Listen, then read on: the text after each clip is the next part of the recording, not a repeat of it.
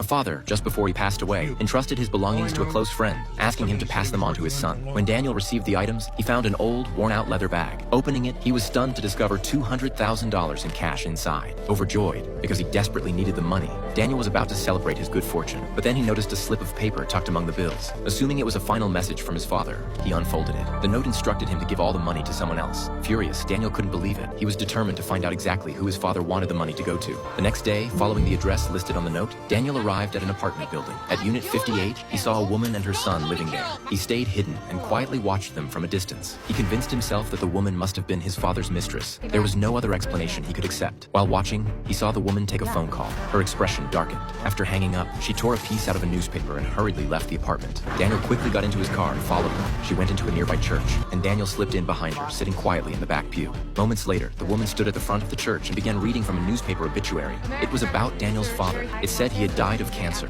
never receiving the recognition or respect he deserved, and that he had left behind a wife and child. Why is it that I want 5 dirty martinis?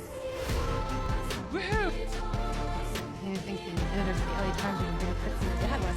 Only then did the truth hit Daniel. This woman wasn't a mistress. She was his half-sister, someone he had never even heard of. Shocked and overwhelmed, he struggled to process it. His father had never mentioned another family. After the memorial ended, Daniel approached the woman, striking up a casual conversation without revealing who he was. Back home, Daniel told his girlfriend everything. He confessed that he didn't want to give the money to the woman and her son. He wanted to keep it for himself. His girlfriend was stunned. She couldn't believe he'd even consider doing that. They argued bitterly. She insisted they should respect his father's last wish, but Daniel argued that he needed the money more than anyone, and since his father left it, it should rightfully be his. Calling him selfish, his girlfriend stormed out, furious and disappointed. Her leaving devastated Daniel. In the days that followed, he drowned himself in alcohol, consumed by guilt and regret. He knew deep down he couldn't go on living like this.